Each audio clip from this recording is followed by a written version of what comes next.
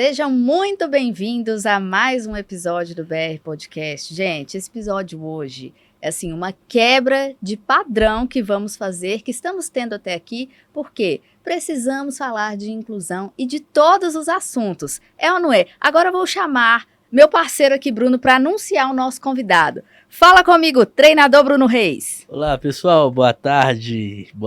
E hoje nós estamos aqui numa transição, de segmentos, e é com muito prazer e alegria que eu trago aqui Rodrigo Tonani, conhecido como Diguinho, um grande artista, uma pessoa sensacional. Vai falar pra gente um pouco aí de sua carreira, de toda, do seu percurso aí. Seja bem-vindo, Rodrigo. Obrigado, gente. Obrigado, Maíra, Bruno. Já estamos aí há muito tempo, já numa estrada, né, Bruninho? E agradecer o pessoal aí de toda essa estrutura bonita que nós estamos hoje aqui para bater um papo e falar um pouco de arte, falar um pouco de neurociência, espiritualidade e outras coisas mais que levam esse caminho tão bonito aí de levar um pouco de beleza para as pessoas através da educação artística. Que bacana, seja muito bem-vindo, Rodrigo, é um prazer, uma honra para a gente ter uma figura como você aqui, e a gente quer saber, conta um pouquinho da sua história, como que começou esse amor pela arte, conta como que foi, assim, o primeiro passo para que você tivesse esse contato, você sempre gostou, como que foi? A gente tem curiosidade, a gente quer saber tudo. Eu brinco que não fui eu que escolhi a arte que me escolheu, assim, sabe? É algo um pouco diferente de tudo. Inclusive, eu acredito que, diferente de outras profissões, o artista, em qualquer segmento, seja na música, na pintura, escultura, qualquer manifestação artística, o ser, ele nasce para aquilo, sabe? Então, você tem as características próprias para aquilo. E, modéstia à parte, eu acredito que eu nasci para isso, né? Tanto que, desde pequeno, eu já tenho algumas manifestações artísticas e algumas afinidades.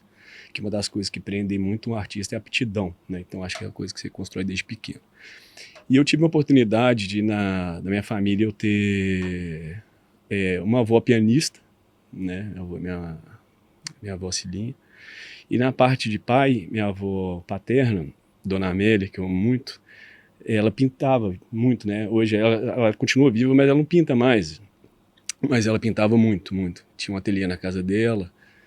E ela fazia muitas pinturas a óleo, assim, que eu achava aquela coisa muito bonita. Fazia uns crochês. E eu queria brincar com aquilo, sabe? Eu tinha vontade de brincar com aquilo, de pintar, fazer essas coisas. E ela ainda falava assim, Rodrigo, não deixe seu pai saber que você está fazendo isso, porque ele vai achar ruim, que isso não é coisa de menino fazer, essas coisas. Eu falei, não, deixa aqui. E ia brincando.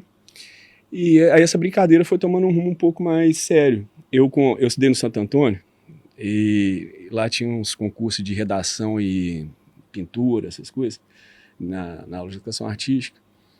E eu participei de um concurso sem saber que eu estava participando, e desse concurso eu fiquei em segundo lugar nacional, e eu fui receber essa premiação. Meus pais me pegaram e foi num hotel aqui. Eu era pequeno, não lembro o nome do hotel, nem sei se esse hotel existe ainda. E meu pai olhou para mim e disse, você sabe o que você está fazendo? Você sabe o que você fez? Eu falei... E na época era uma poesia, porque meu avô tinha morrido. E eu falando da solidão que é não ter meu avô perto. E eu pintei um deserto, justamente no meio desse deserto, uma pocinha d'água, para mostrar que eu sou uma pocinha d'água no meio daquele deserto todo. E aí, quando eu manifestei isso, aí eu acho que até ele mesmo surpreendeu. Enfim, dali para frente eu fui seguindo. Se meu sonho era sempre ser médico, porque meu pai é médico e eu sempre tive essa vontade de ser médico. Eu convivia com meu pai dentro de hospital, eu trabalhei com ele no consultório dele, né, fazendo, como eu disse antes aqui do programa, eu fazia essas corridas aqui para pegar material hospitalar para ele, essas coisas. E eu tinha isso, estudei para isso, me preparei para isso. E seu pai te cobrava, assim, você seguir a carreira da medicina? Sim, bastante. Porque geralmente é isso que acontece. Mas ele cobrava no sentido positivo, porque eu demonstrava interesse, sabe? Entendi. Demonstrava interesse. E aí, quando eu cheguei perto do último ano do ensino fundamental, eu mudei de escola, e eu era um pouco levado, eu tive que mudar de escola. Você foi convidado a mudar, né? Calma, Entendo. desse jeito aqui era Entendo. levado. Calmo, tranquilo, era levado. Isso acontece nas melhores famílias, te garanto. Aí, nessa troca de escola, eu tive que fazer uma adaptação de currículo, e essa adaptação de currículo era um trabalho de educação artística. Olha. E, bom, era um trabalho muito grande, e eu morrendo de preguiça, peguei e fiz aquele negócio correndo lá, e entreguei de última hora. E aí, passou uma semana, me chamaram a coordenadora me chamou, e eu vi que a professora de educação artística estava, falei, fiz alguma coisa errada, né? Deu Ela vai, de novo, tem um problema aqui nessa escola. Aí ela me sentou e falou, olha, deixa eu te falar, nós estamos vendo seu trabalho aqui e eu tenho uma coisa para te falar. Você tem uma relação com a arte muito diferente de umas pessoas que são normais, que estudam aqui na escola. Você já pensou em estudar arte? Eu falei, não, nunca pensei em estudar arte, nunca pensei em viver de arte. Falei, pois é, eu acho que já viu seu trabalho mesmo? Você fez isso mesmo? Eu falei, fiz, ué. Eu falei, você tem uma aptidão artística enorme. Eu fiz de qualquer jeito, inclusive. Aí eu falei, não, mas, mas isso é porque eu tô habituado a fazer e tal, isso é hábito, muito mais hábito do que qualquer outra coisa. E por fim eu fui seguindo, aí eu não fiz medicina, eu conversei com meu pai, acabei entrando no curso de comunicação social, publicidade e propaganda, fiz o curso, quando eu abri uma agência de designer, eu comecei trabalhando com freelance, depois entrei numa sociedade do estúdio de design, e eu trabalhei muito com site, eu desenhava muito nessa época já, e eu sentia uma necessidade de melhorar o meu desenho. Aí nessa época eu contratei um professor de desenho, que chama Rodney, e ele é até hoje um dos responsáveis pela produção do Homem-Aranha da Comics Marvel, sabe? Que massa. E ele é muito bom de serviço. Bacana. E ele foi me ensinando outras técnicas de desenho na época, eu fiquei praticamente um ano com ele, e logo durante esse período ele falou assim, olha, eu vou te falar uma coisa, eu ensino muita gente a desenhar e ajusto muito o desenho de muitas pessoas. Não vou falar aqui que você tem um melhor desenho, não é isso, mas você tem uma aptidão artística. E ser artista é diferente de saber desenhar. Por que você não vai estudar arte? Falou assim comigo. E aí isso abriu muito minha cabeça. Eu falei, vou estudar arte, eu acho que eu vou improvisar muito mais essa parte minha criativa. E aí eu fiz a prova de aptidão e na faculdade de arte, o vestibular, passei de novo e entrei na faculdade de artes. E ali eu comecei a me transformar mesmo, a conceber a arte assim, na minha vida de uma forma diferente. Conheci alguns professores que abriram muito a minha cabeça em relação ao mundo da arte. E nesse tempo eu comecei a fazer alguns trabalhos que não eram tão aceitos dentro da minha escola, que eu quebrava um pouco esse paradigma, assim, sabe? Eu não sou nada rebelde, nada disso, não, mas eu sempre tive uma postura muito original das coisas, assim, sabe? Quando eu vejo que muita gente está fazendo coisa igual, eu fujo dessa coisa igual e tento construir uma coisa diferente. E isso eu não sabia que seria tão repercussivo assim, mas teve uma repercussão não tão boa. E um professor meu chegou para mim e falou assim, olha, essa questão aqui não é para se sentir mal com isso, dessa repercussão não ser tão boa. É porque é muito boa e as pessoas não querem que você apareça tanto assim. Eu vou te dar uma dica, vai estudar fora, vai tomar um rumo fora, porque lá você vai ter uma aceitação muito maior. Né? E aí eu fui para a Itália, aí rodei vários países na Europa ali, buscando conhecimento, estudo, tive experiência com outros artistas, fiz residência em outros países. Residência na arte é quando você vai para um ateliê de algum artista e passa um tempo, que é uma cultura muito italiana, muito... Que legal, eu nem sabia que existia. Existe muito isso. A escola de arte na Itália, quando você estuda lá, eles te mandam para esse processo, sabe, de residência, em vários lugares, aí você tem experiência com escultura, com outras modalidades, a gente não pode só outras modalidades, mas assim? cultura. Porque o que é mais interessante na arte não é produzir arte, porque técnica você aprende. Sim. Né? Mas é o que cada um quer pôr para fora. Quer pôr para fora. Isso é o processo criativo. Tanto que depois eu desenvolvi um curso de processo criativo, que as pessoas, depois de um tempo, outros artistas me perguntavam assim, como é que você faz? Aí a pergunta não é como eu faço, é como você vai fazer. Então eu consigo despertar na pessoa o processo criativo dela, para ela usar aquilo a favor dela. Porque quando a gente entende, isso envolve até minha arte, esse tema dessa minha exposição, que é justamente isso, é integrar a sua individualidade em você mesmo, para que as coisas que você faz, elas possam ser únicas, sabe, originais. Cara, Entende? esse assunto tem tantas camadas e eu me identifico muito com isso, que eu também ensino, né, em palestras, em treinamentos, a gente conversa muito isso aqui, eu e Bruno, sobre o quanto as pessoas hoje são cópias de tudo o que acontece. E com Com o certeza. volume de informação que a gente tem, até fica um pouco difícil de fundir quem que está copiando quem, o que está acontecendo. E eu acho muito interessante quando você fala de processo criativo, que é de dentro, que eu falo que vai muito do autoconhecimento. Se você não sabe quem você é e o que você deseja, você não consegue externalizar Com isso certeza. para o mundo. E quando a gente fala de arte, quando a gente fala, né, dessa parte cultural, isso vem com uma força tão grande que muitas vezes fica omisso da forma que deveria ser, que as pessoas não falam e as pessoas não conseguem enxergar, porque está todo mundo acostumado com um padrão e a arte vem justamente para quebrar esses padrões. Conta pra gente um pouco mais sobre esse processo de criação, sobre essa jornada de autoconhecimento, né? Que eu acredito que você foi se descobrindo ao longo do tempo, com todas essas experiências. Como que foi isso para você? É tudo muito... É doloroso e prazeroso ao mesmo tempo, né? Eu acho que a dor e o prazer, elas caminham lado a lado ali, porque toda luta ali, ela vai gerar um pouco de desgaste, né? E, obviamente, depois vai te trazer um benefício. Nessa descoberta, assim, eu tive que passar por várias situações difíceis, dentre elas, escolher o meu próprio caminho, e para escolher o meu próprio caminho, eu tive que abdicar de situações, de amizades, de convivências, de pessoas que eu amo, que eu tenho um apreço muito grande, mas que não era compatível com o meu estilo de vida. E porque você tem que fazer escolhas, sabe? Isso que você falou é muito interessante. Eu vejo que muitas pessoas principalmente aqui em Belo Horizonte tem muito esse movimento. Um faz, muita gente copia. Sim. E isso é o que adoece as pessoas, essa que é a verdade. Porque a pessoa, o psicológico da pessoa não é para aquilo, o corpo dela não é para aquilo, a estrutura emocional dela não é para aquilo. Então ela vai viver aquilo que não é dela, o corpo dela vai adoecer, ela vai adoecer porque isso é fisiológico. Ela adoece para que a doença faça com que ela volte para aquele lugar que ela tem que ficar. Ela vai contra a sua própria engrenagem, vai contra a própria engrenagem. E diferente de tudo isso, que eu fico vendo, as pessoas, quanto menos originais elas tentam ser, quanto mais elas tentam copiar um padrão de outra pessoa, mais elas se afundam.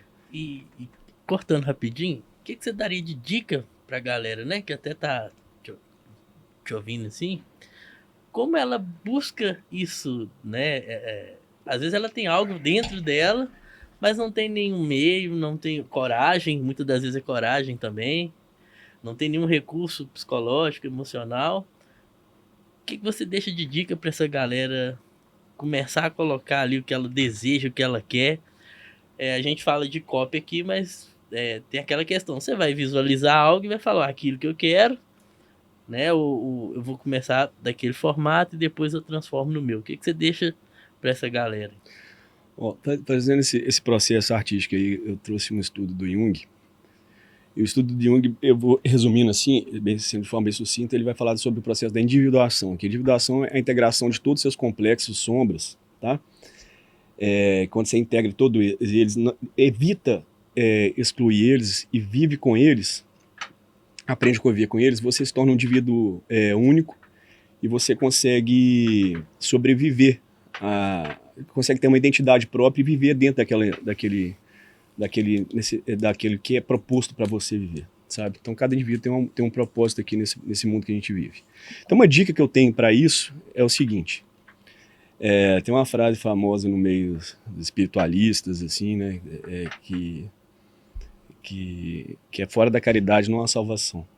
E tem um estudo do neurocientista, Richard Davidson. Ele é um neurocientista ele foi um dos caras que justificou cientificamente a prática do mindfulness, tá? E ele traz um estudo muito interessante que ele sai da religiosidade, sai daquele aspecto do zen budismo, sai daquele aspecto meditativo, e explica por que de como que a gente faz para desenvolver as nossas capacidades máximas. Quando a gente está enfermo, enfim. Ele passou por um quadro de depressão, e nesse quadro de depressão ele começou a desenvolver a meditação como solução para resolver os problemas dele, que ele entendeu que a própria meditação era capaz de mutar as células de alguma forma. Ele fez alguns estudos, ele era neurocientista, então ele fazia vários estudos e isso chegava na conclusão.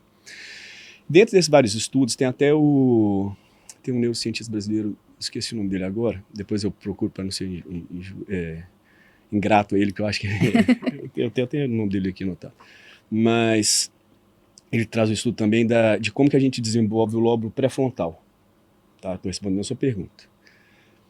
E uma das práticas que trazem prazer e trazem benefício para a gente, primeiro é buscar conhecimento, o estudo. Sim. O ser humano nasceu para buscar conhecimento, estudo, para desenvolver inteligência. Porque diferente do animal irracional, nós temos o lóbulo pré-frontal e o lóbulo frontal. Tá? Quando você desenvolve o lóbulo pré-frontal e você gera estímulo para o lóbulo frontal, e esse lóbulo frontal ele vai fazer as neuroplasticidades se readequar, porque ele tem os núcleos basais, nosso cérebro responsável pelos hábitos, eles vão se remodelar. Então, muitas vezes a gente tem um hábito nocivo à nossa saúde, seja fumar pode ser... Isso aqui é um hábito, gente, super nocivo. Açúcar. Isso aqui, ó, terrível. Corta da sua vida, eu tô tentando cortar da minha. O bebê, são várias coisas que eles falam hoje está muito na moda falar aspectos dopaminérgicos, na verdade eles trazem malefícios para a nossa saúde como um todo. E quando você faz trabalhos para estimular o lobo pré-frontal e frontal, consequentemente, você remodela essa estrutura. E você remodelando essa estrutura, você é apto a mudar com mais frequência. Você tem um aspecto de empatia muito maior. Você tem aspecto para aguentar mais tranco na vida, que eles falam de tolerância à catecolamina, que é uma substância no sangue que é liberada, principalmente no treino físico muito forte. Então você vai criando essas resistências e você vai se tornando apto a se transformar no melhor. E os estudos eles chegaram à conclusão que o que mais estimula o lóbulo pré-frontal e o frontal, além do conhecimento, é a caridade. Fazer caridade, por isso que eu disse, fora da caridade não há salvação. Porque você fazendo a prática da caridade vai gerar um prazer, que eles fizeram o estudo lá e viram no cérebro lá, como é que é? Você estimula de uma forma significante que vai te trazer benefícios futuros. Entendeu? E além de tudo, você trabalha a parte empática, que muitas vezes fica obsoleta ali, e aí quando você desenvolve isso, você vai gerar outros benefícios no seu corpo, dentre eles a liberação de ocitocina, dopamina, tudo que é responsável pela preservação da espécie. Então eu acho que assim, aí você começa a mudar, porque quando você tem isso desenvolvido, você consegue criar campo necessário para novos estímulos e para aí depois mudar. Vem uma descoberta própria, né? Você se descobre, entender, né? Você se começa descobre. a ter uma percepção melhor do que você tem de propósito. Eu vou te explicar. Isso, quando a gente sofre, a cultura do sofrimento, que eles falam assim, né? Cultura do sofrimento, preciso sofrer para você aprender, a vida é dura. Então, vem muito desse aspecto, que muita gente não sabe por quê, mas é isso. Porque o sofrimento ele vai te guiar para esse processo de autodescoberta. Você vai se descobrir, sabe? Então, assim, hoje os consultórios psiquiatras estão lotados, as clínicas de psicologia estão cheias de pacientes que estão tentando encontrar uma resposta de quem eles são de fato. Porque eles estão tentando, antes disso, eles estavam buscando uma resposta em outras pessoas. E é isso que você falou, é de dentro para fora, é nunca de fora para dentro. E mudando mais o mesmo contexto, você acha que o meio hoje estando mais fácil, isso torna essas pessoas mais vulneráveis ou torna mais difícil para elas se encontrar? Porque o meio vai criando facilidades pra gente. Demais, não é? Com certeza. É tanto caminho que às vezes a pessoa se perde no meio do caminho, né? E aí qual que seria esse gatilho que ela teria que ter, tanto do autoconhecimento, mas tanto dessa parte, porque falando tecnicamente, parece fácil a gente fazer todo esse processo, esses estímulos, né? Mas na prática a gente sabe o quanto é difícil. E ter esses diálogos internos, de encarar esses medos, de encarar esses momentos em que, poxa, será que eu tô, ter essa lucidez, será que eu tô sendo mais do mesmo? Será que eu tô conseguindo colocar aqui o meu coração? Como que eu vou ter esse discernimento? Como que eu vou entender em qual momento que eu tô aqui e que eu tô conseguindo expressar de fato aquilo que é meu? A originalidade, ela vem de um percurso meio ingrato, assim, né? Na natureza nada se cria, tudo se transforma. Então, assim, eu acho que tudo decorre também de uma evolução, né? Sim. O homem, no mito da caverna, você tem esse aspecto bem trabalhado. Hoje, a tecnologia, os avanços, né, tecnológicos, de certa forma, tudo vai passando de geração e conforme a geração vai passando, eles vão se aprimorando, né? Sim. E obviamente que as mentes inteligentes vão se adequando e vão fazendo com que aquilo se transforme. É difícil ter hoje algo que seja tão criativo. Por exemplo, a pintura, ela é considerada muito criativa, mas eu estou usando uma técnica de pintura que já foi feita lá no barroco italiano. Mas ela é única. É isso, Rodrigo. Porque quando a gente bate o olho, a gente sabe que é seu.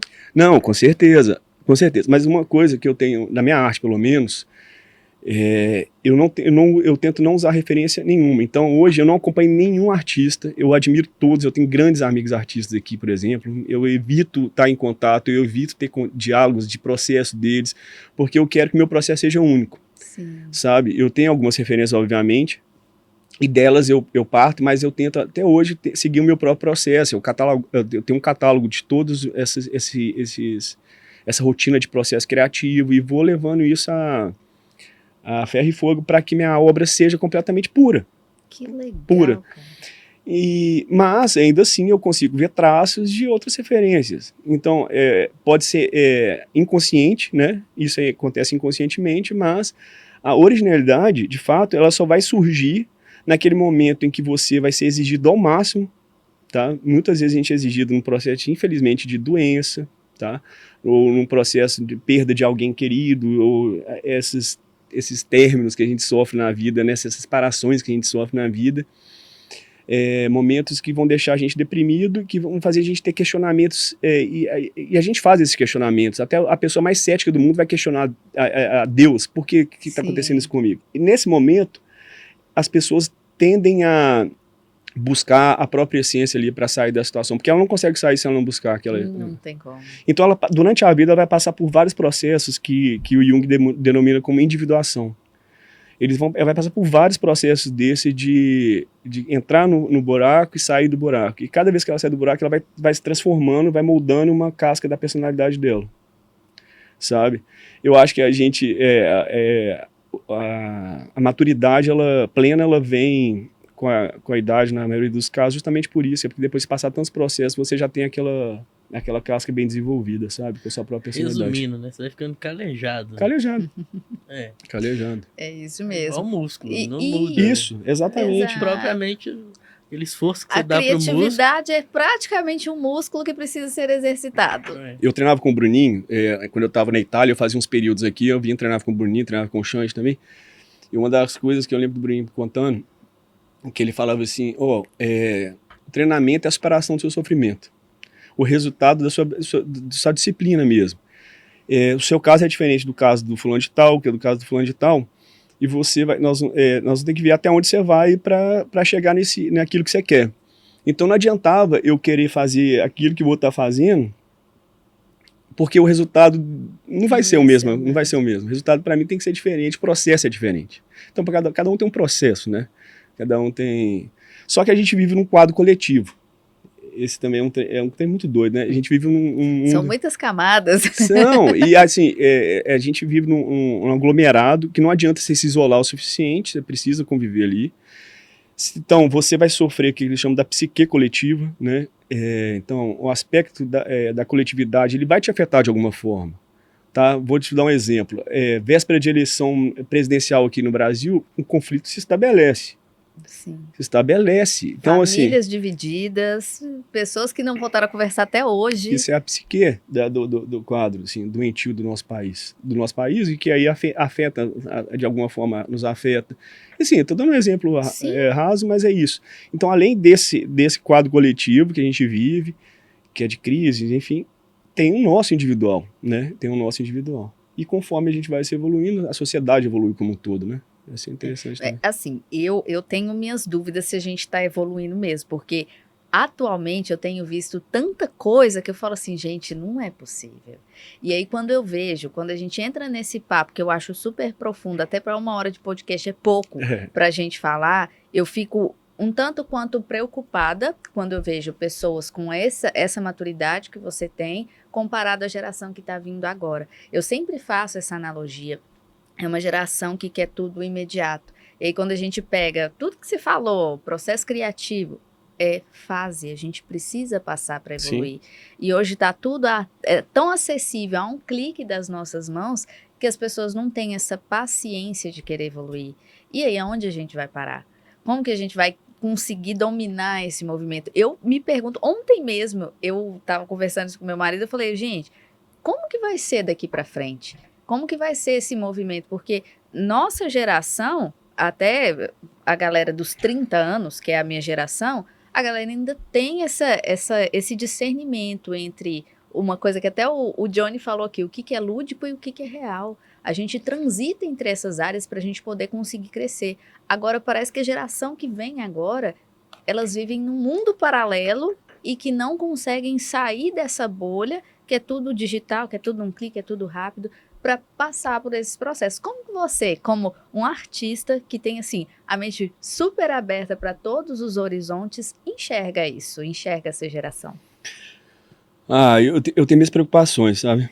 Por sorte, o pessoal que é da minha família, pelo menos, igual minha sobrinha que está vindo, vai virar artista, está estudando para isso, tem uma cabeça muito boa, mas realmente, de fato, a gente vê uma perturbação social muito grande.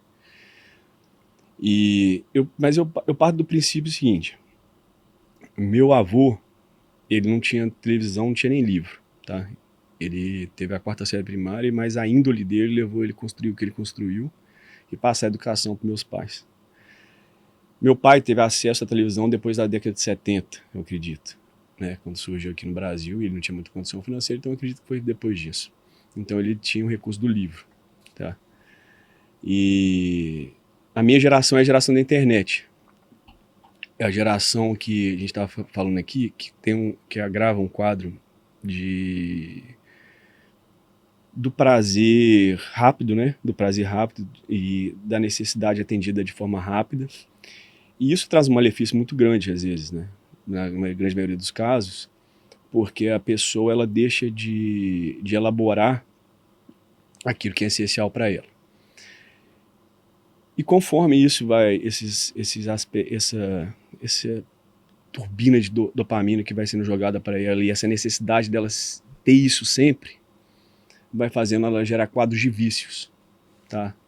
E os quadros de vícios, hoje começa com um doce, amanhã pode ser um sexo, pode ser um beijo, festa, mas sempre vai culminar na droga. Porque a droga vai ser o ápice daquela resposta dopaminérgica que ela precisa. Só que a droga ela vai te levar para 2 quadros. Um vai ser depressivo, que você vai depender de outras drogas, ou um fundo do poço que vai te tirar da situação. Então tudo é cíclico. Então a pessoa uma hora vai perceber aquela situação e ela vai sair. A maturidade ela traz isso, né? Só que hoje em dia a pessoa tá desenvolvendo um quadro de maturidade tardia. E muita gente que da minha geração tá tendo uma reversão de valores e tá voltando a virar adolescente. Sim. Né? Além de tardia, não sólida, né? Porque, igual você falou, volta a ser adolescente. Volta porque ele tá vendo aquela relação dopaminética, todo mundo contando disso, tá tudo fácil, tudo muito fácil. Ela quer ter aquilo fácil também. Quero viver isso. Só que isso não se sustenta. Isso não se sustenta porque você não consegue gerar os estímulos.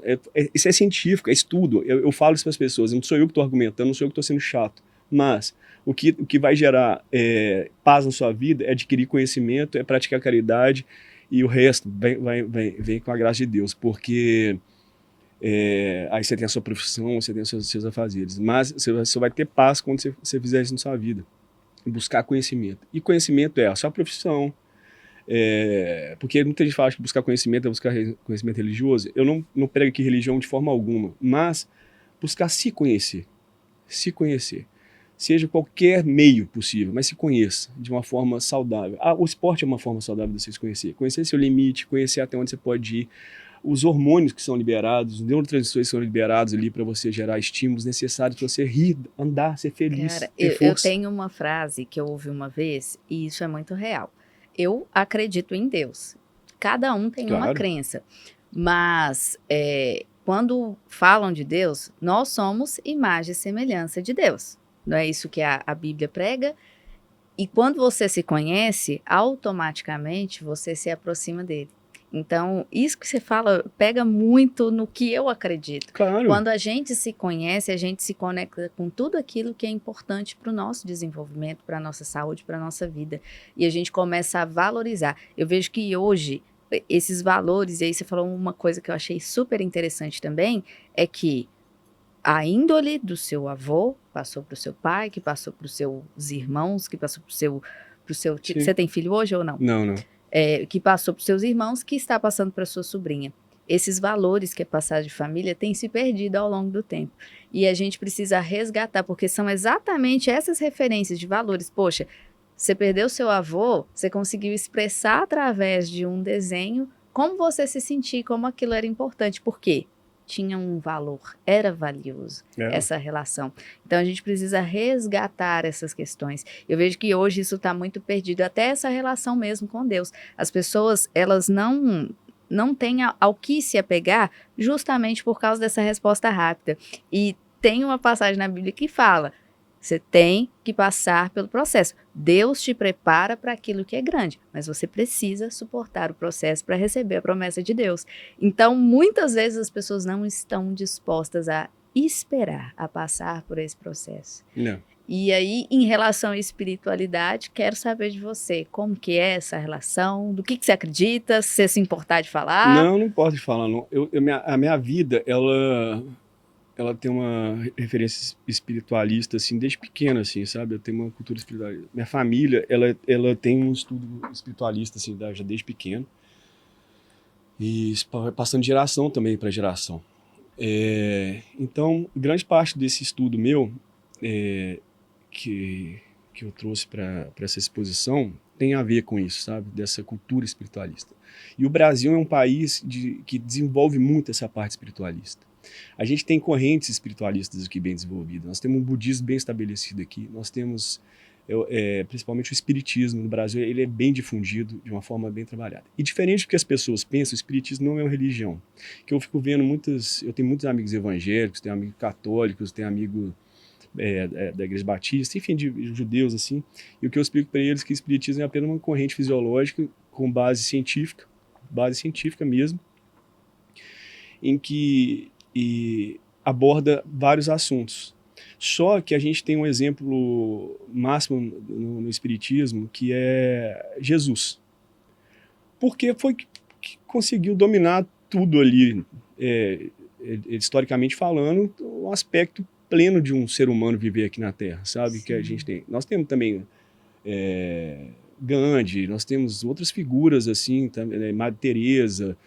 Então, assim, a gente não se apega no aspecto religioso, mas sim nos exemplos, tá? Exemplos do ser humano. E todos esses estudos de neurociência, de psicologia, da psicologia do comportamento, tudo isso vem dessa base espiritualista. E quando eu conheci a Catarina hoje é a minha namorada, se Deus quiser, minha futura esposa. Quando eu conheci ela trouxe ainda uma abordagem junguiana para mim muito grande.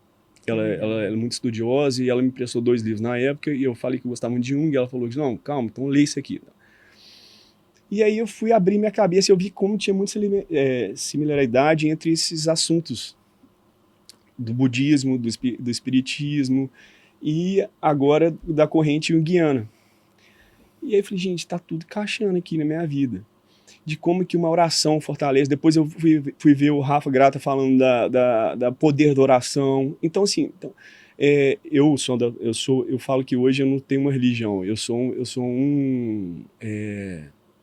Eu acredito em Deus, eu sou um cristão que acredita em Jesus, acredito na presença dele, vivo a presença dele, e hoje eu sou tudo, sabe? Tipo, Eu também, eu tô nessa vibe aí.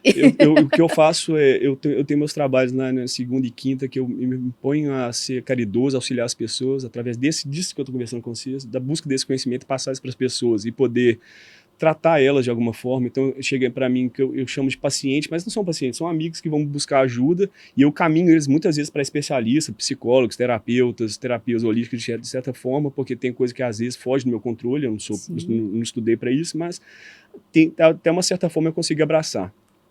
E então isso é muito latente hoje na minha vida, né? Então eu estudo muito isso, então minha arte é isso, sabe? Eu até vi nos cortes seus lá você falando sobre a importância de você ser importante para alguém. Sim. Então é isso. Eu uso da minha arte para ser importante para alguém. Então não adianta eu somente pintar algo, produzir algo para ser bonito na parede de alguém, mas que essa pintura, essa minha manifestação artística possa despertar na pessoa uma vontade dela crescer e de ser alguma coisa melhor. Representar, Representar. Né? O sentido da vida tá aí, né? Você poder ofertar para o próximo uma qualidade, né? Uma ajuda, enfim. Então, assim, você conseguir trazer uma pessoa, encaminhar ela para uma melhora, isso aí não tem preço, né? Hoje, eu tenho vários amigos que estão em quadros difíceis, assim, e todos porque não vivem a própria vida. Todos, sem exceção. Todos não vivem a própria vida. Todos os casos têm a sua peculiaridade, mas cada um, o que eles têm de comum é que eles não estão vivendo a própria vida. E o que não é viver a própria vida? Eles estão longe deles próprios, sabe? Depois eu queria até explicar um pouco dessa obra do anjo. Como é que ele chama? Que ele tá O Ivan. O Ivan. Você pausa pra gente, por favor, Ivan? Essa, mas pode voltar mais um. Mais uma, por favor. Esse aí? Isso. Isso, ótimo. Pode show. deixar, Ivan. Eu vou te explicar. Obrigada. O que acontece? Eu estava explicando que vários quadros eles não pertencem a eles mesmos. E o que não é pertencer? Não pertencer a si mesmo é não conviver com os próprios complexos e com a própria sombra. Tá? Isso no aspecto junguiano ali, né, até Freud trabalha muito bem isso, mas eu não tenho muita propriedade para ficar falando muito aqui, seria muito mais um aspecto de um curioso, que eu sou entusiasta nesse assunto, mas no que abrange a parte da espiritualidade de arte, eu posso ter um pouco de propriedade para falar. Então, quando eu fiz essa obra, muita gente chega, é o Arcanjo Miguel. Não, é o Arcanjo Miguel. Se você está olhando aí à primeira vista, é o Arcanjo Miguel, mas não é o Arcanjo Miguel, não é um anjo. É o processo da individuação, tá?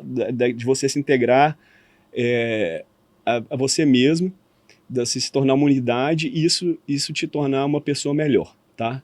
Ali nós estamos vendo um personagem, que é um ser humano. No caso ali, eu me pintei. Tá? Porque é muito mais fácil eu me pintar, porque eu posso falar de mim melhor que qualquer outra pessoa. Ali em cima tem 2 rostos, tá?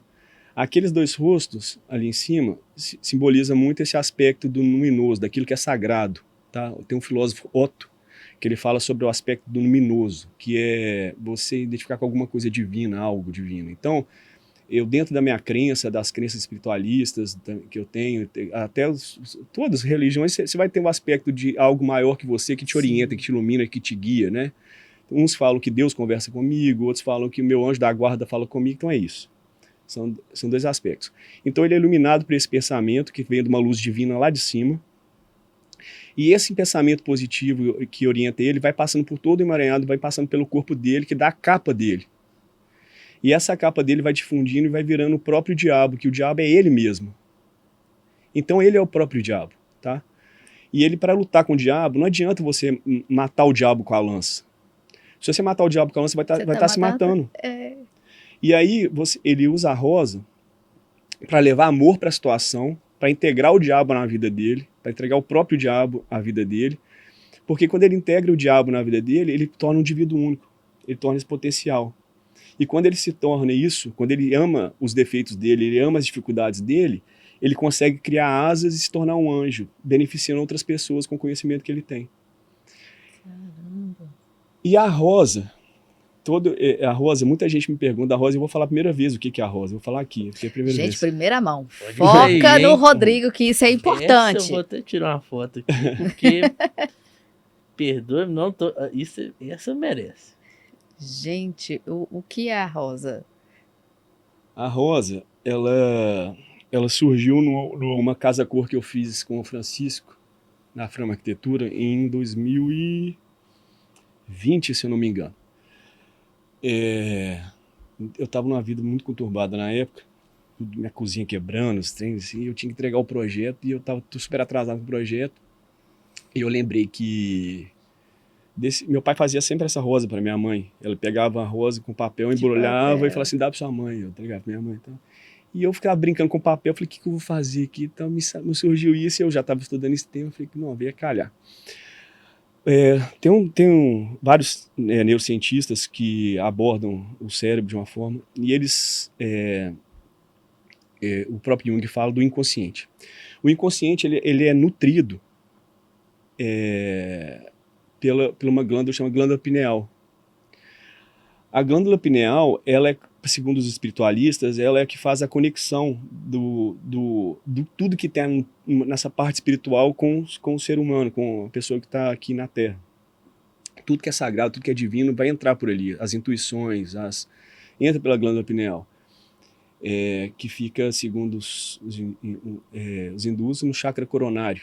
Tá? É o nosso chakra coronário, segundo essa corrente hindu. E o formato dela é de uma flor, parece uma flor, são várias pétalas. Ela tem um material parecido com o do dente, esses moldes do dente, então ela vai criando camadas ao longo da vida, sabe? E vai se transformando como se fosse uma flor. Então ali é como se ele projetasse a glândula pineal dele, a intuição dele toda ali. Tudo se conecta. Que é o inconsciente, ele curando o inconsciente dele através da sombra e da dificuldade dele. E a gente só se cura quando a gente cura o nosso inconsciente, porque existe uma coisa que chama self dentro da psicologia, que é a Joana de Anjos fala isso, e fala disso, o self é todo o nosso passado que está ali. Então, assim, o nosso inconsciente, ele joga esse self nas nossas ações, no nosso dia a dia, e sem a gente perceber. E se a gente não cura esse self, se a gente não cura a gente sempre vai estar repetindo, apto a repetir os mesmos erros. Então, para a gente corrigir eles, a gente dá muito amor, tem que integrar aos nossos erros. Por isso que a psicanálise, eles falam que a psicanálise é muito bom, uma corrente da psicologia que é muito boa, porque a psicanálise ela faz exatamente isso. Ela te bota na sua dificuldade, para você lidar com a dificuldade, não esconde ela.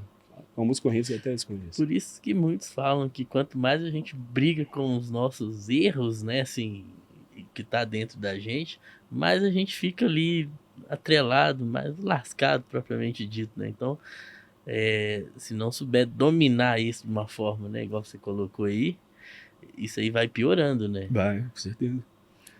Eu li em um livro essa semana, eu terminei de ler esses dias. É Assim que Acaba, lançaram até o filme dele. Muito bom esse filme. Eu não vi o filme ainda, eu li o livro. Não, muito triste, mas é muito bom, né?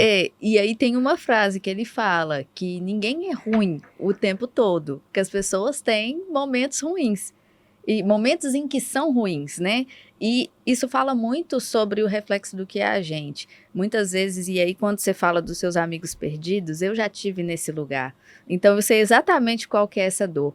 Hoje, com o estímulo que a gente tem, todo mundo focado em ter sucesso. E a real é que ninguém sabe o que é sucesso. Não. A galera fica tão focada, acha que sucesso está em coisas materiais, está no dinheiro, no carro de luxo parando na porta. A internet hoje vende tudo isso e tá todo mundo com a atenção voltada para isso. Eu tive nesse lugar, eu vivi uma vida que não era minha, eu queria impressionar, aquele clichêzão mesmo, né? Fazendo coisas para impressionar pessoas que não valem a pena estar na minha vida. Então eu tive que fazer essa viagem de autoconhecimento, de ter essa conversa com os meus demônios, vamos colocar assim, para eu entender quem que é a Maíra aqui, o que é sucesso para a Maíra, aonde que a Maíra quer chegar. E eu consegui enxergar que o sucesso está em fazer aquilo que vale a pena. Se não estiver valendo a pena, você não vai ter sucesso de jeito nenhum, tá sofrido. Tem uma outra passagem da Bíblia, eu uso muito a Bíblia porque eu leio muito, viu, gente? Bem-vindo, sim. Que fala que as coisas de Deus são perfeitas e agradáveis. Então, muitas vezes, se está muito difícil, é porque é contra a vontade daquilo que te faz bem. E às vezes a gente fica insistindo ali naquilo que não é pra gente. Eu mesma insistia e era um sofrimento, e briga com o marido, e quase acabou meu casamento. E quando eu consegui enxergar aquilo que era importante, eu dei uma respirada e falei, poxa, e agora? Eu vou ter que enfrentar meus demônios e arrumar essa bagunça que está dentro de mim para deixar de ser quem eu não sou e começar a assumir essa postura. E, cara, isso traz uma plenitude tão grande para a gente e que traz essa autenticidade exata que muitas vezes, né? Cada um expressa de uma forma. Você expressa na arte, eu expresso na comunicação. Cada um tem uma forma de trazer isso. E eu tenho isso muito forte. Eu fico muito feliz quando você traz, assim, base científica para tudo isso que a gente está falando, porque é muito difícil, às vezes, você abrir os olhos, principalmente de amigos, e falar, cara, o caminho não é esse. E aí a pessoa fala, mas você nem é psicólogo? Que propriedade que você tem para falar isso comigo? E a gente sabe que esse lugar é um lugar que ele causa sofrimento, ele causa incômodo, ele causa desconforto, e permanecer ali vai te levar ao fracasso. E isso sim é o fracasso da vida, podemos dizer. A ciência, ela é ótima para isso, assim, sabe? Eu também... Eu tenho essa cultura de ter a ciência como suporte para falar e argumentar sobre as coisas, porque meu pai é assim. O meu pai, eu tive uma doença muito séria nos rins, e até hoje meu pai senta lá nos almoços de domingo e me explica tudo que eu tenho, por que eu tenho que fazer isso e aquilo, através de artigos científicos, de estudos. Então eu estudo medicina com ele todo dia. Não fiz medicina não, mas estudo com ele todo dia. Para entender as minhas reais necessidades, assim. Então, isso é uma cultura, sabe? Então eu vou conversar muitas vezes com a Catarina também, então eu estudo para poder conversar com ela, por mais que seja uma conversa ali leve com ela, mas eu estudo, porque quanto mais eu estudo, mais eu tenho facilidade de absorver aquilo que ela está me falando, e outros assuntos também. Lógico que eu não consigo dominar tudo, mas aquilo que é de real interesse para mim. Então tudo isso que eu estudo, tudo isso que eu busco é para mim, na verdade. Porque eu já passei por isso também. Você está falando que você passou, eu passei por isso também. A minha doença me despertou para muita coisa. Me fez entender o que é certo e o que é errado. E para conseguir passar com propriedade para as pessoas. Porque eu estava dando exemplo desse amigo meu, que está lá, eu não vou falar o nome, obviamente, mas ele está lá, uma menina está pisando nele lá sem parar, e ele continua naquele quadro. E eu vejo que todos os amigos já alertaram ele da situação, e ele só vai buscar consolo nas pessoas que vão falar aquilo que ele quer escutar. E aí eu falei para ele uma vez, olha, eu tô sendo seu amigo e eu vou te falar duas coisas, assim, muito básicas, velho. Para de andar com essas pessoas que estão falando que você quer escutar. Dói escutar, às vezes, o que a gente não quer. Mas você tá indo pelo caminho errado. Hoje você tá nessa situação, porque você quer, só que amanhã você não vai ter nem como sair dessa situação. Aproveita que você tem chance de sair dela. Então, assim, esses casos, eles se repetem muito na minha vida, assim, de outras pessoas, e eu com a base científica atrás disso, eu consigo ajudar muito mais, né? E, obviamente, que eu sempre caminho, eu nunca fico comigo, assim, porque eu não tenho condições nenhuma de terapeuta para fazer. Cara, e nessas horas, esse momento é que você tem que ter boas pessoas ao seu lado. Claro. Bons conselheiros. Porque não é fácil quando você entra numa dependência emocional dessa. Não. Né? Cara, você entra num mundo ali mais do que obscuro, você tá ali, você se entrega sabe, algo te puxando. Então enfim, é igual você falou, tem que parar, sair um pouco daquele lugar onde você quer ouvir, o povo vai te falar o que, né, que você quer ouvir, e buscar mesmo outras alternativas. A própria arte, né, ela desenvolve a neurotransmissores ali, desenvolve a parte do cérebro, isso já é provado, lobo frontal, pré-frontal, tanto que eles falam que esteticamente, fisionomicamente, alguns artistas, assim, eles têm um lobo frontal mais desenvolvido, e isso traz um certo alívio, tá? E geralmente o artista que não trabalha isso muito, ele surta, ele fica um pouco doido. Então você tem vários casos de artista, o artista é doido, fulano de tal, ele mexe com arte, mas ele é doido, ele é maluco demais. É porque quando ele não está praticando aquilo que ele faz de fato, na parte artística, ele sofre tanto que aquela abstinência... Colapsa. E aí ele acaba não... Então eu mantenho muito pintando, eu não subestimo também a minha capacidade de surtar também, sabe? Pô, sou um ser humano normal, assim, eu tenho minhas dificuldades. Então, isso tudo esses estudos assim, fazem a gente buscar cada vez mais, mas é para eu entender que, no fundo, eu sou o mais problemático de todos, entendeu? Então, eu tenho que me vigiar muito para que eu não caia em situações que vão me trazer problema. Então eu fico assim pensando, e isso, pô, estudar é muito bom, né? Você tá buscando conhecimento. E eu falo assim com o pessoal que aprende comigo, de arte, essas coisas, eu falo assim, olha, de arte eu já domino minhas técnicas, tudo, então eu busco outras coisas para alimentar a minha arte, né? E a criatividade também, né? Só isso. É só isso para porque eu estudo outras coisas. Hoje eu estou focado muito nesse tema. Amanhã eu não sei o que vai ser, mas eu acredito que eu vou dar sequência demais nesses estudos ainda, vou segmentá-los cada vez mais.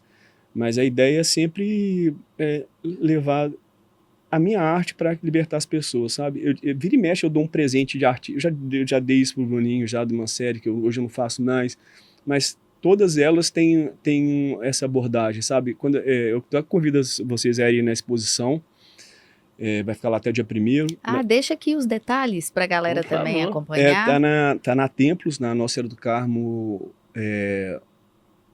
11h50, no Sion, no horário comercial, de segunda a sábado, no horário comercial, e vai ficar até dia 1º de setembro, tá? Show. Acho que depois eu vou fazer alguma outra coisa, e tem 2 peças minhas que estão na Casa Cor, no ambiente do Francisco, tá? E elas falam todas sobre essa parte. E desde a Rosa até todo o caminho, né, dos cisnes, que são muito famosos e tal. Então, assim, tá lá. Quem quiser passear lá e vai ter uma descoberta sobre o autoconhecimento e sobre o poder do nosso inconsciente, assim, sabe? É muito sobre isso, o poder do inconsciente. Tem uma obra que eu gosto muito de falar sobre ela, porque traz muito essa parte da nossa zona de conforto. Não é a Rosa, não, é a mulher que está sentada. Essa aí eu fiz, essa aqui é uma homenagem. Volta um aqui. Volta, por favor.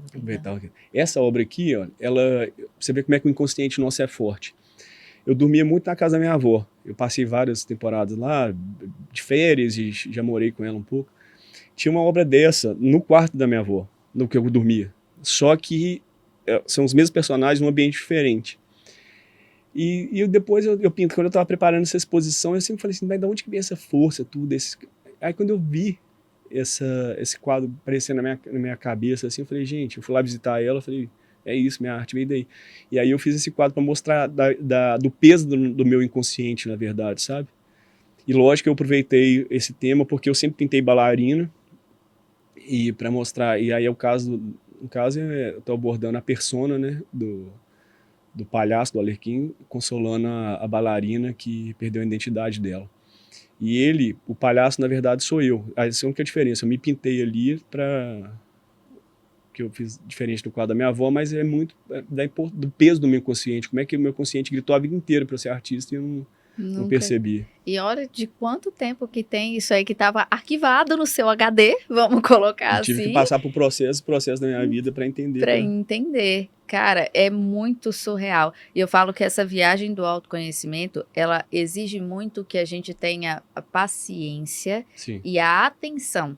Porque muitas vezes é nos detalhes que você fala, é isso. É disso que eu preciso, é nisso que eu preciso mudar. Cara, muito bacana. Às vezes, aí tá a resposta, né? Às vezes a pessoa tem algo ali dentro dela, mas não consegue descobrir. Não. Né? Tá lá no passado. Para nessa obra aí, depois. E fazer essa busca mesmo. Essa obra aí chama Hiroshima aí, ó. Essa eu fiz depois do meu do processo que eu tive do problema dos rins. Eu fiquei muito tempo tratando. Hoje eu tenho minhas medidas profiláticas assim, né, acompanhado pelo meu pai. Mas o interessante dessa obra é o seguinte, eu não sei se tem outra imagem dela, mas eu acho que tá dando para ver que tem uma bailarina e tá saindo uma mulher chorando ali, né?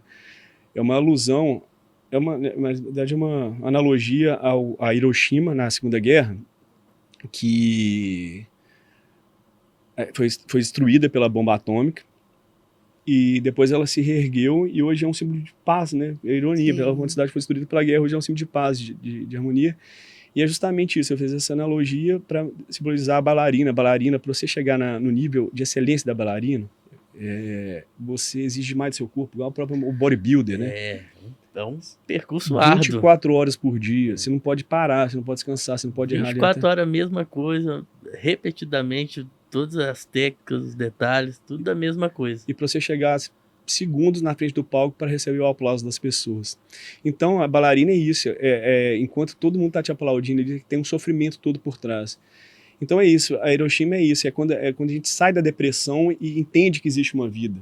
A gente sai do fundo do poço, igual você falou, do buraco e vai e eclode de novo, explode de novo para a vida. E aí eu chamei de Hiroshima, do choro à glória, que ela levanta, como se fosse a bomba atômica saindo, com o rosto dela chorando, mas ela se reerguendo, saindo daquele buraco. É como se fosse um renascimento, É né? o renascimento. É o próprio renascimento. Ele, o lenço dela, como se fosse as asas, assim, enfim. Sim. E volta posturado, elegante, mais forte. Sim, é isso que eu tô falando. A própria bailarina, ela tem esse aspecto, né? Postural, simetria de corpo, né? Porque você tem que trabalhar a simetria. É incrível. Eu conheci essa bailarina que me inspirou a fazer isso. Conheci ela e o marido dela lá em Genebra, quando eu morei lá. Eles não tinham vida. A vida deles era isso. Os dois bailarinos, assim, a vida dela era praticamente isso. Assim, ela sofria, ela era deprimida. Aí, quando eu vi ela dentro do palco, eu vi que ela se transformou numa pessoa. Outra pessoa. Mas tem uma outra obra que E muito só vê a parte dele que tá no palco, né? Só vê a Hoje, parte fina. Hoje né? eu falo que com a Bem rede desenhado. social, o maior desejo das pessoas é o que a gente fala, não compare o seu bastidor com o palco dos outros, mas as pessoas veem tanto o sucesso de 1 minuto de tela, né, de um stories, de um pouquinho de rede social, que elas se perdem. Essa aí. Se perde mesmo, sabe, Maíra? Se perde e leva as outras pessoas a se perderem também. Eu tava vendo, tem uma pessoa que, hoje em dia até eu não cuido mais dela, mas o caso dela eu comecei a ver que estava gravando quando eu vi a rede social dela. Eu vi que ela era casada, tem 3 filhos, estava indo tudo bem, estava passando por um processo difícil e ela começou a medicar, se automedicar, na verdade. Meu Deus.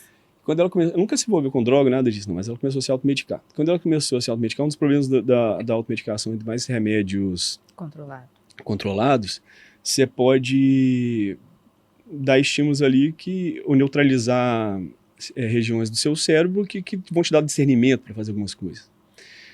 E uma das coisas que, por exemplo, que a bebida faz, que não é o caso dela, mas até os remédios fazem, é te deixar desinibido. E muitas vezes ser inibido é muito bom, sabe? E a partir do momento que você passa uma vida inteira inibido e passa a ser desinibido, você começa a trazer quadros de compulsão. E esses quadros de compulsão que ela começou a trazer dentro da mídia social dela foi para ela tentar ser uma coisa que ela nunca foi. E ela começou a mostrar o corpo dela, começou a... Enfim, um tom bem diferente do que era ela. Porque tem pessoas que fazem isso, tá tudo bem, a vida inteira fez isso, é da personalidade da pessoa e tá ok, tá. Mas nesse caso, nesse quadro dela, você via que não era ela. E deu 2 tempos, assim, eu já liguei pra pessoa que convivia com ela, falou, tá tudo bem? Ele falou, não, tá tudo bem. Então, assim, aí nós tentamos controlar a situação, ela não aceitou, e aí, outro dia eu falei com o ex-marido dele, falou, olha, a situação é que, infelizmente, uma hora ou outra ela vai sofrer alguma coisa e... Vai ter que parar. Vai ter que parar. Agora, as pessoas só recebem ajuda quando elas querem ser ajudadas. Isso aí não tem como... Isso é a maior verdade. Não tem como a porta abrir se você não estiver disposto a dar o passo, né? Na verdade a porta até abre, né? Mas você quer dar o passo ali para passar pela... Uma vez, Cláudio Góes, gente, ele foi meu chefe. E aí a gente estava conversando sobre o comportamento da equipe, porque eu sempre trabalhei com marketing, então a gente fazia ação interna para motivar as pessoas, aquele negócio todo, eu sempre gostei muito disso, de falar, não, gente, todo mundo pertence a isso, vamos juntos. E aí o Cláudio me falou uma coisa, ele falou, você já escutou a história da senhorinha com o capataz? Falei, não. A senhorinha apanhava do capataz toda noite. E aí ela apanhava muito, muito mesmo do capataz. E certo dia eles falaram, não, o capataz passou mal, vai vir outra pessoa aí. E ela ficou desesperada. Ah, mas por que você tá desesperada? Ele bate tanto em você, agora que vai vir outra pessoa, você vai apanhar mesmo. Mas eu já sei como que ele bate. Então eu já tô acostumada com a dor que ele me causa. Se vier outra pessoa, e se ela me bater mais? Então o medo do desconhecido causa as pessoas ficarem na zona de conforto. Esse quadro, isso. A sofrer aquilo porque elas sabem exatamente a dor que causa. E aí elas permanecem no mesmo lugar e não saem dele. Esse quadro, ele é muito legal, o simbolismo que ele traz ali, camuflado numa obra, que é assim, é uma personagem, né, que é a mesma personagem de todos os meus quadros. E é isso que você falou. Ela é encantada pela lua. Ela quer chegar na lua, ela quer conquistar a lua ali, sabe? Mas ela só consegue ver a lua dali, daquele posto que ela tá. E para ela ver a lua, ela tem que sempre olhar para cima. E olhar para cima para ela é um desconforto danado, porque a lua tá acima dela, como assim? Sabe? Então essa é a falta de humildade da gente, muitas vezes, de olhar para algo que está acima da gente, aceitar que muita informação chega de cima, não de cima de Deus, mas de pessoas que têm mais conhecimento que a gente. A gente às vezes não aceita que uma pessoa da nossa convivência tenha mais informação que a gente, e a gente não recebe essa informação. E aí olhar para cima para ela já gera desconforto. Mas ela olha, porque ela tem essa admiração, mas ela não consegue se entregar para aquela paixão que a lua traz para ela. E ela prefere ficar no quarto dela isolado, sempre ao chão, porque para chegar na lua ela vai ter que voar, e ela não consegue voar, então ela tem que ficar presa ao chão. E a luz que ela se contenta que é a luz do lampião. Então, para ela ficar satisfeita, ela precisa de uma luz, ela precisa de uma companhia. São os relacionamentos, muitas vezes, que as pessoas se encontram. Eu estava falando isso com a Catarina hoje, antes de vir para cá, de pessoas que são carentes e buscam outras pessoas carentes e acabam se encontrando ali. É isso, essa zona de conforto acaba te deixando do lado uma luz que é artificial, daquilo que é artificial de fato, e não te supre. E ela, na personagem ali, ela tem um ponto de luz que ela está iluminando aqui lá em cima, que está branco, e do lado ela está sendo iluminada também pela luz do lampião, mas ela prefere ficar no chão, presa ao chão, uma luz muito menor e artificial que vai apagar a qualquer hora, do que buscar um voo maior. E ela fica presa nessa série. Então a série da Lua é toda nisso. Eu tenho uma série enorme da Lua que fala sobre isso, dessa zona de conforto, da pessoa permanecendo na zona de conforto. E faço analogias com momentos até da minha vida, assim, mas é isso, que eu já tive nessa zona de conforto. Às vezes eu me pego na zona de conforto, sabe? A gente é difícil, mas a gente se pega na zona de conforto. Uma coisa que me faz sair da zona de conforto é treinar com o Bruno. Não, qualquer pessoa sai da zona de conforto treinando com o Bruno, gente. Não existe conforto com o Bruno. Galera, a prosa está muito boa, assim. Quero que você volte aqui, viu, Rodrigo? Vamos voltar, com certeza. Porque a gente tem muita coisa para falar ainda. Quero agradecer muito a sua presença, assim, essa contribuição que você deu pra gente. Colocar a arte como ela é de fato, né? O que muitas pessoas... Eu falo que a arte aqui no Brasil, ela não é muito conhecida porque falta incentivo. E eu falo a um nível macro mesmo. Com certeza, cultural. E cultural, exatamente. Então, assim, trazer isso pra gente é muito importante. Te agradeço muito. Eu que agradeço o espaço. Gostei demais da sua vinda, do quanto conhecimento você trouxe. E deixa uma mensagem para o pessoal, convida o pessoal de novo para ir na sua exposição, na sua galeria, para a gente poder fazer essa despedida bacana aqui. A mensagem que eu tenho para deixar aqui para a galera é para que fora da caridade não salvação. Assim, eu acho que todo mundo tem que se propor a auxiliar o próximo de alguma forma. Seja de forma filantrópica ou não, seja de forma de coração aberto. Eu acho que todo mundo que se põe a ajudar é ajudado. Eu acho que o mundo tem dessas coisas. E isso vai trazer benefícios. Cortem os vícios, para que os vícios não aprisionem vocês, né? Eu acho muito legal isso. E que façam muita arte. E convido a todos para ver a arte lá na Templos até o dia 1º de setembro. Avenida Nossa Senhora do Carmo, 11h50. Aguardo todos lá, sempre. Isso aí. Bruninho, faça as honras da casa. Então, pessoal, é isso aí. Hoje eu tenho até...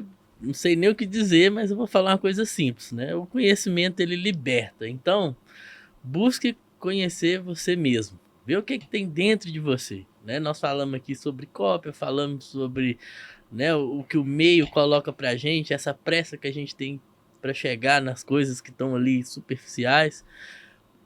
Procure, busque o que tem dentro de você.